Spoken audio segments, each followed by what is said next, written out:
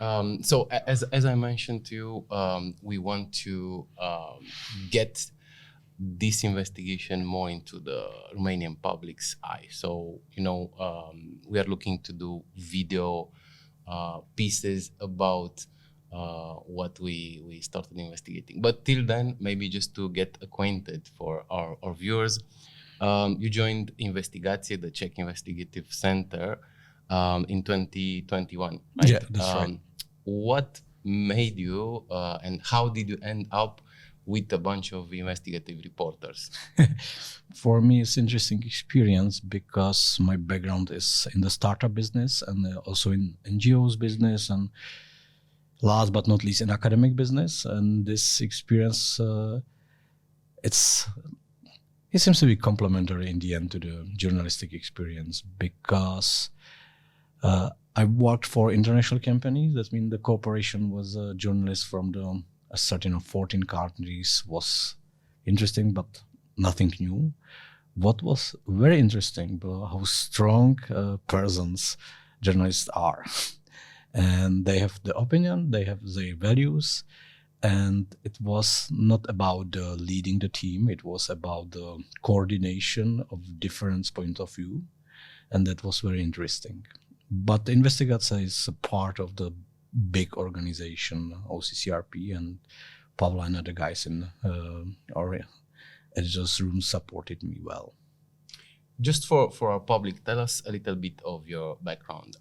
What you said that you worked in the corporate world, that you worked in the startup world, and what do you, besides the investigation, what do you do actually now? Through my life, I try to combine the academic world and the business world, and because I believe that it's good to think about the science as an applied science. And for the 15 years, I'm the head of New Media Studies department at Charles University. It's a relatively small department focused on the master program for students who are interested in new media and social media and new technologies. And in the same time, 10 years or 12 years, I was the head of development in the startup Taxo. And then I moved as a head of research and development in the Social Bakers. Social Bakers was one of the biggest Czech startup company. And I was focused on the special reporting for the clients, like we have the specific problem, we have to find the influencers in our group. We are based in Singapore, here is the data, and try to do something. And this two different works was the good ground for the journalistic war, especially about if you work with the disinformation networks, because you need to thinking about the problem much more scientific, but also you have to be also pragmatic. And I think that my background was very, very good for this job. At Context, myself and my colleague, we are focused on tracking funds, looking at corruption. What are the topics that make you get out of the bed these days? What are your concerns? What is your focus? These days, that's a really interesting question. Honestly, it's artificial intelligence and the way how to misuse artificial intelligence, because I think that revolution is here, and we can resist some years, but artificial intelligence is definitely here. And as any technologies, you can use it for the fraud, for the bad things, bad stuff. And there is a huge range. For example, you can start on one side with misinformation and fake news generation in the full scale. You can end with special profiling of people and personalization of manipulation. You can, let's imagine that attackers takes all your emails and will be able to, via artificial intelligence, read all your emails and ask the system, tell me what is the cognitive weakness of this guy. Tell me what is his biases. And now please write a scam email, which will be perfectly fit to his world. It's a really interesting space. And if you put on top of that maybe a bit of quantum computing, we go into the sci-fi areas. Honestly, the quantum computing, it's not my specialization. But you mentioned that you study media. You study that's not true. you study the social networks. And sorry for this. Okay. No. I have the master thesis from the philosophy of art. Oh, okay. And my PhD thesis is from the information science. And this is just a small note, but interesting because the aesthetics, like philosophy of art, it's much more focused on the forms than on the content. We are already looking what is the form of the art. We are looking on the way how the art has an impact on the people. We don't care about the content. It's not definitely true, but we care significantly less. And this is important for our Firehose project.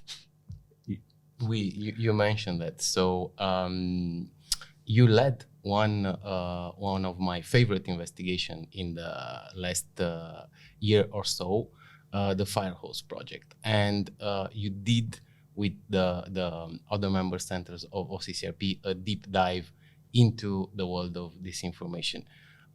For our public in Romania, can you share a little bit of the overview of this investigation? What was the main goal and what did you achieve? Yeah. Maybe it's good to start with what was the idea. And the usually people are focused on the content. Is this piece of information disinformation or not? It's conspiracy or not? And there's a many fact-checking companies and NGOs, and they are focused on this problem, try to deal with the disinformation as a content. We choose a completely different way. We start with what are the main sources of pro-Kremlin's narratives in Europe. We start with websites like Newsfront or Southfront and many others.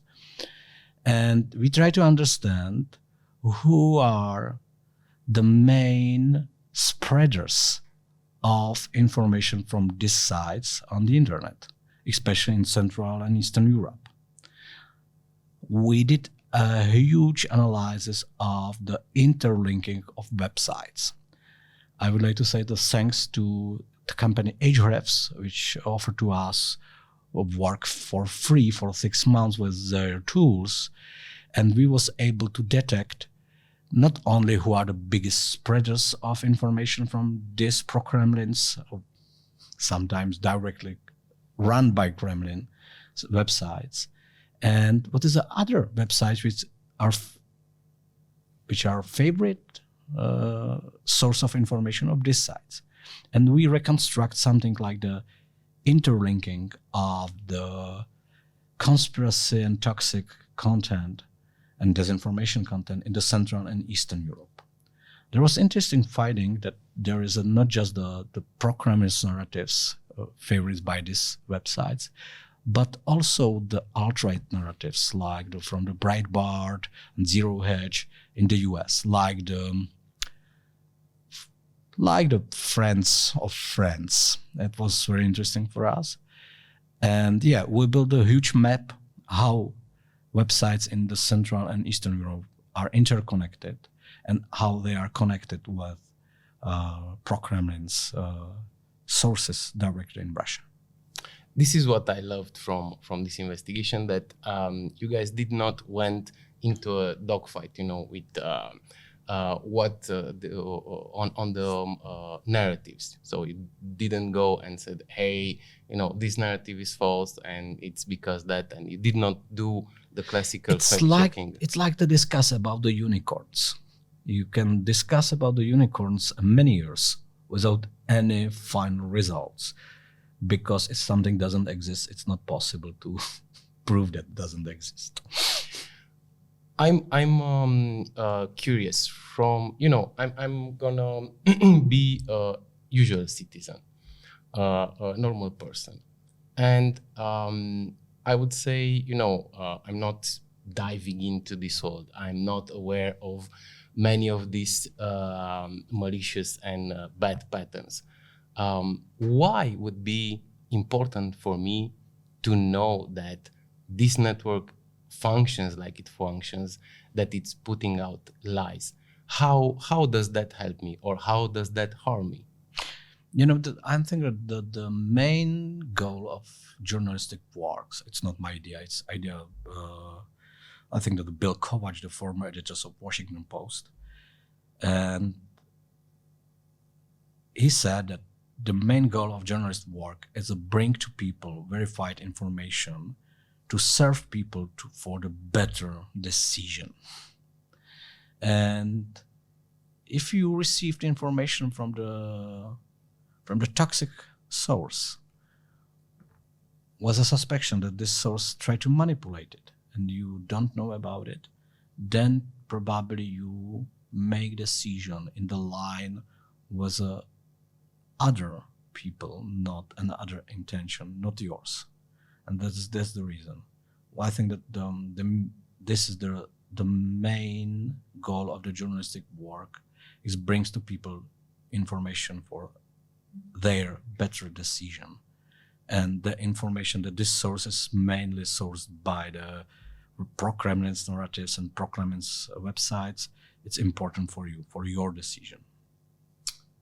I will be the devil's advocate, and I'm one of these guys that handles a website that puts out lies, half lies, and manipulation. And I will just say, as it happened in Romania, it was funny that after this investigation, there was like a member of the parliament saying the free press in Romania is under attack. That was like really funny. But so I'm one of these websites, and I'm gonna say, oh, these journalists, they are just jealous. They are actually don't want you, Romanian citizen or Czech citizen, to know, the hidden truth, the things about the occult, the reality of COVID, and so on.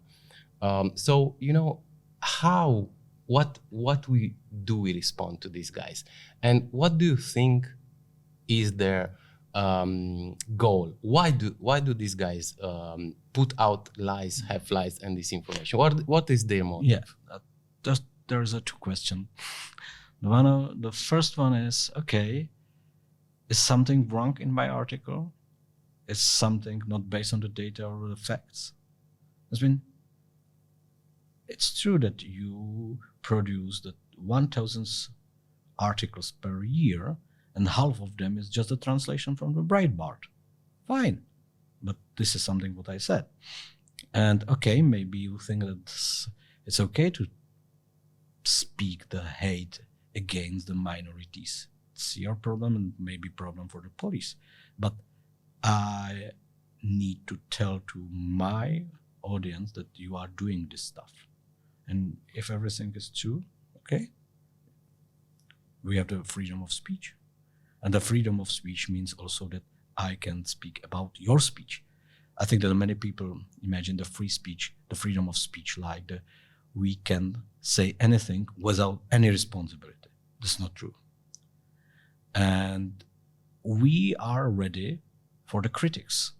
That your organization is like the Investigace as a part of the journalistic networks, and we are still under fire of many critics.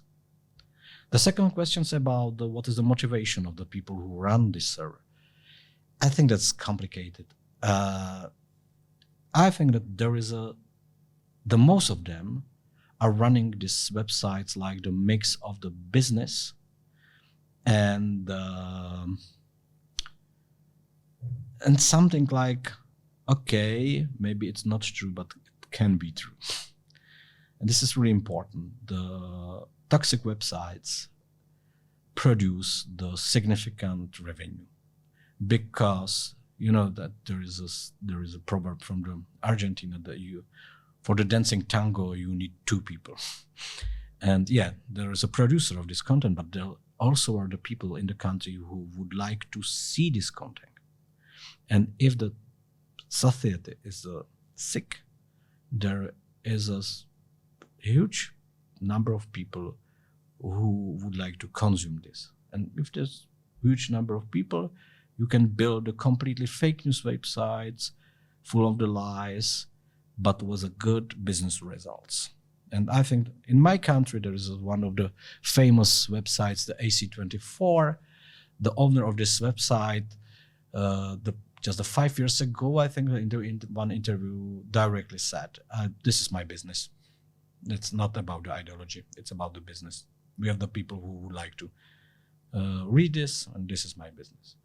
But some of these people also believes in that, okay, the Ukraine is running by the Nazi, the COVID is a secret weapon to decrease number of people in the Europe. Okay, this is their point of view. Fine. Usually they combine it with some business stuff. Perfect. And then I think that there is just a small percent of the people who are running this directly for the Russians. We have some clues from Czech Republic that there was finance supporting. We have clues from the Slovakia, for example. There was direct cooperation between the conspiracy websites and the intelligence service from the Russia. Yeah, they are these people. But I think that the 90% of the people are doing this job because they believe that it's good to tell the people lies or something what is not unverified, especially if you received some money for this, right? From the advertising. And we have the example of Alex Jones, who made tons of money. Yeah, but I think that especially the US, it's not comparable with Central and Eastern Europe because it's much bigger market and it's a rich market. I mean, if you compare it, if you take in the Czech Republic a 5% of market or 3% of market, you receive just the 10,000 people. If you do the same in the US, you receive much higher impact and much more money. But yeah, Alex Jones is a good example. And we also found in our analysis the people who spread Alex Jones lies in Central. Oh, really? Yeah. You know, the world is interesting place. Cool. I would like to get back a little bit into the mechanics of the Firehose project, because you mentioned you tracked back some of the information to Alex Jones. So, as I said, I love the way that you looked at the infrastructure at the technical level. Just for the public, after analyzing these websites, there were like hundreds, right, of websites in all the countries.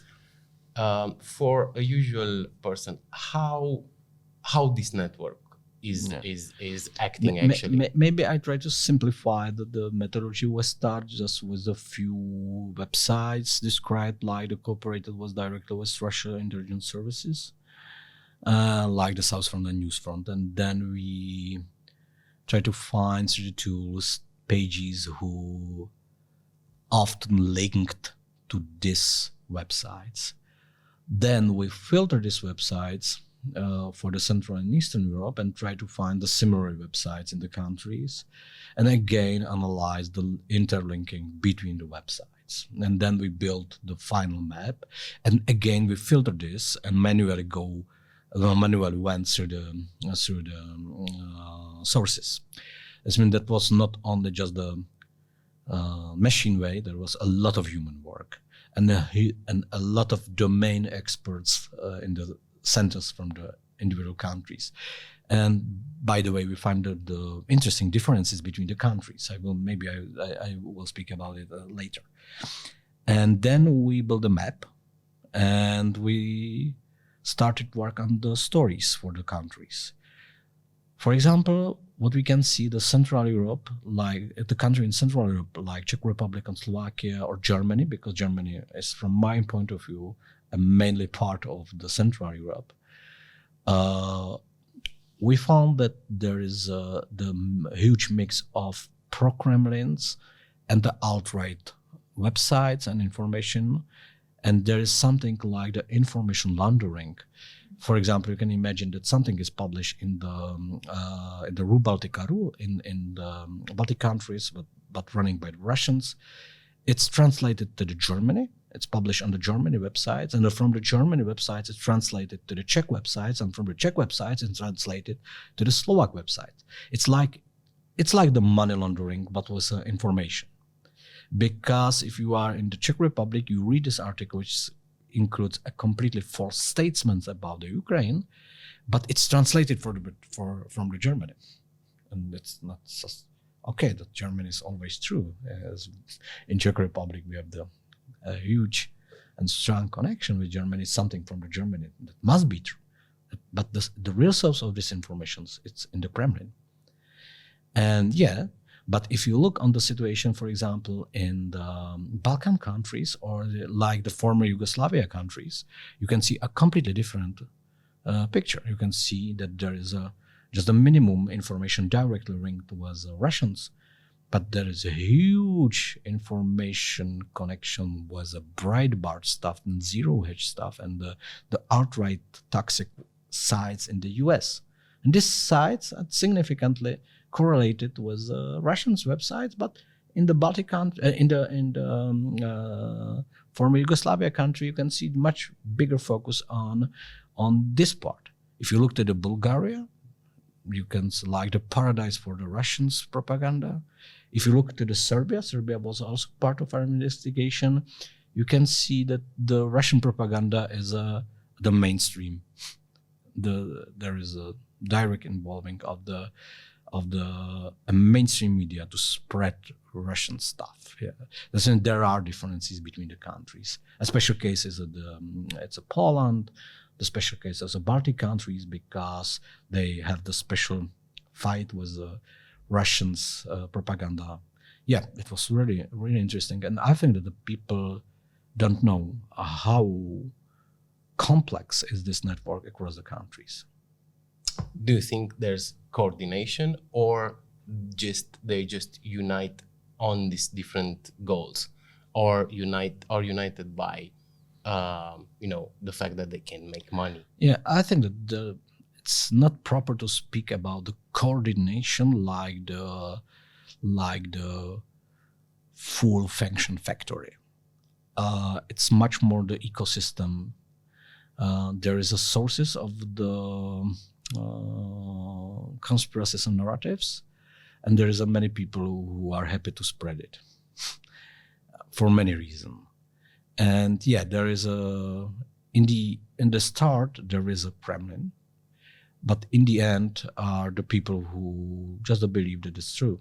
And there is nothing like the every piece of the chains directly involved with a state machine. And by the way, that was the reason we moved after the first part of the project to the Telegram and try to analyze the situation of the Telegram, because the Telegram is a hidden network in the Europe. And that we was able to see the same picture like in the websites worked. And what could be important, we were focused on the pro-Kremlin's narratives and pro-Kremlin's conspiracies and disinformation. But I think that in many countries we can see there are a much more foreign actors.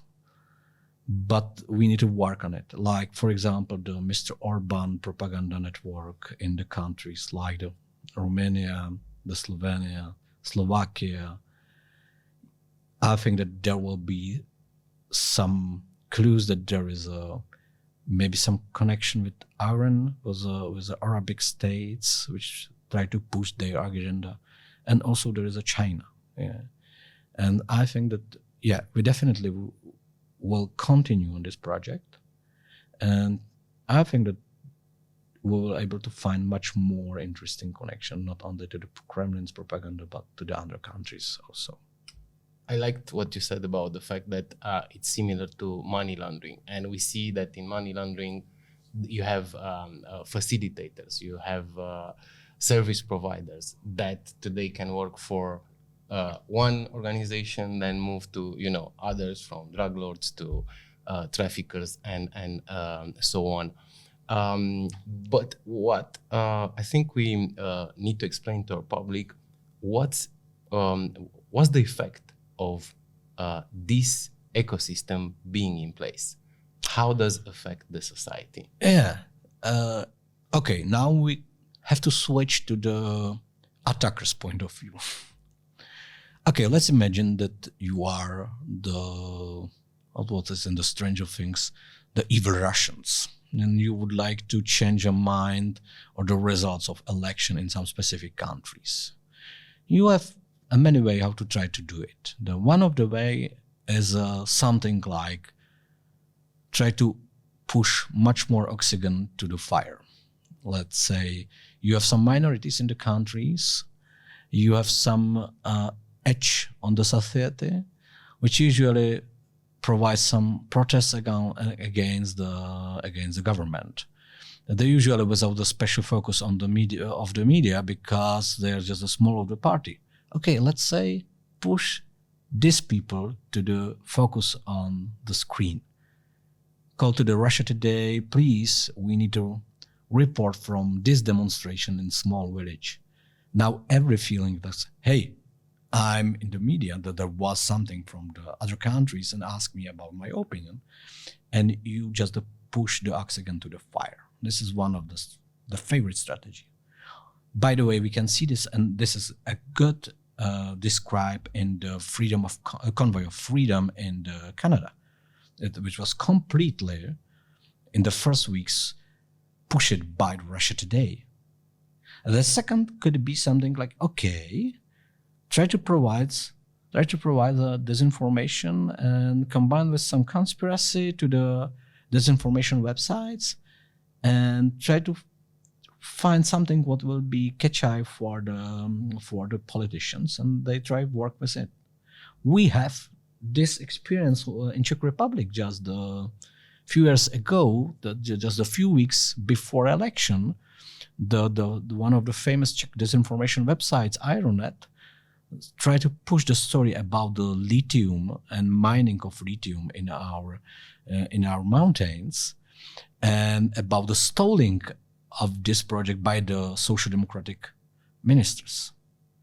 And in a few days, the former in that times he was the Minister of Finance, Andrej Babiš, start with interpellation in the parliament. How is it possible that the government, he was the part of the government, would like to steal lithium from the Czech hand? And started with strong campaigns about the biggest fraud in the history. It's funny, but we have the proof from the polls that he was able to catch 3% from the social democratic preferences to his party and to the Pirate Party. That was direct manipulation with the election. It was just a few days before election. What is funny, after 8 years, we still have no mining of lithium and many promises that it will be. It was completely false claim and was running by the server, which is probably directly connected with the Russians. Those are just the two examples of this project, and we can go more and more. That's mean, if you have the problem in the society is not healthy, then you can manipulate through the conspiracies and disinformation this society. There's probably no solution, just the cut off these websites, because from my perspective, okay, there is a freedom of speech, and the cut off, there have to be a specific reason, like, okay, in Czech Republic, if you provide the anti-Semitic content, this is over. But the second reason is there is no technical way how to do it. And the last point, we need much more healthy society, which will be able to be resilient against this. How do you build that? It's hard to say. I think that you have to combine the monitoring of disinformation and conspiracy, pre-bunking of this, working on the thinking about the something like proactive communication about the problems is one part.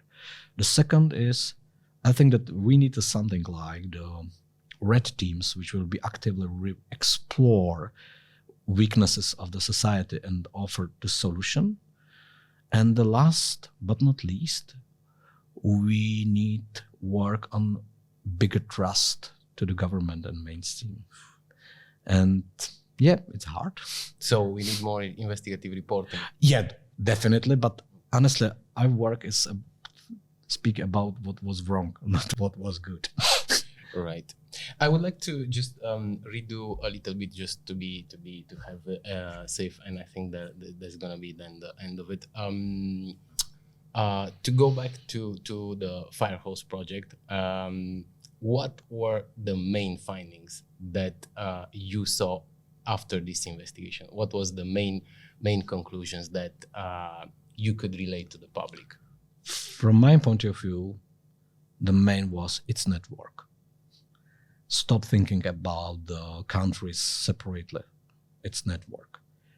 And this is the main,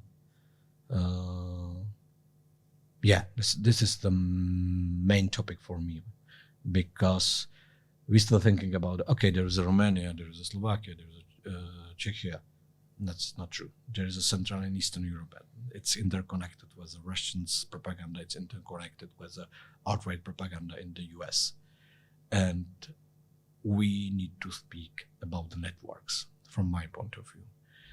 And the second one, this is the generally, and the second one, what was important for me and for the thinking about this problem was we definitely underestimate the Germany.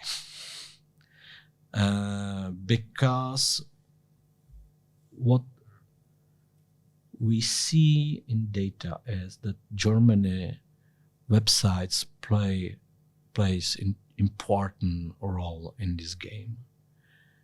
And Germany is a trustful source of information, not only for the mainstream media, but also for the alternative media or disinformation. It's up to you. And I think that the Germany will be the next battlefield in the war about the minds of people in European Union. And maybe the last point, sometimes I hear about, that the Czechia is a small country, Slovakia is a small country, the Romania is not a small country, we are small countries. There is no specific reason to be important for the Russian. Okay, after Fico was elected in Slovakia, we can see what is the problem. Every country in European Union has a right to veto something. If you catch the one country in full scale, you will be able to manipulate the rest of the European Union. There is nothing like we are a small country. In the European Union, we are equal, regardless of the number of the population. And this is important. And I think that we try to forget it. We are not small countries. We are the part of the European Union. And this is interesting. Also, what was the reaction that you could see from this network after the Firehose project? It was different in many countries. I think that there was the direct emails or verbal attacks on our work in Germany. There was the same in Slovakia. In Czech Republic, I think that many people know some of my work and know that it's hard to deal with the hard facts. But I think that there was a specific impact in the next parts of this project, focus on the Telegram and specifically for the news front. That was a street stage of this project. Because now it seems that the news fronts, which was one of the main spreaders of the Russian point of view on the war in the Ukraine, or Russian invasion to the Ukraine, disappeared from the Telegram. And it was done by our question to the Telegram. Okay, the editor-in-chief of this server, this websites and Newsfront, It's on the sanction list in the European Union, and it's still, how is it possible to see this content in there? And we just asked for the explanation. My colleagues, not me, my colleagues asked, and the reaction was, okay, we didn't know it. Okay, there will be disappear. That's mean, yeah. Freedom of speech is for the citizen and the people, not for the propaganda trolls and bots. And yeah, it's a human rights. It's a citizen rights, not the rights for the machines. Cool. I think we are good. I would I will ask you to do one more, like to present the Firehose project one more time, so we know that we have it. So maybe we need to cut some bits and pieces. You would like to just briefly describe? Describe exactly. So okay, yeah. I tried. The Firehose project. It's an international cooperation of the journalists for I think 14 countries, which try to cover a disinformation, conspiracy, and toxic ecosystem in the Central and Eastern Europe. We try to understand how this ecosystem works and how it's running on many different levels. In the websites environment, in the social media environment, in the video content. Now we are, after 1 year, on the specific stage that we try to understand how is video content produced. But before, we did investigation about the website's interconnection, about the Telegram ecosystem, and also a specific project about the Newsfront, one of the main spreaders in the Central Europe and Eastern Europe. Yep.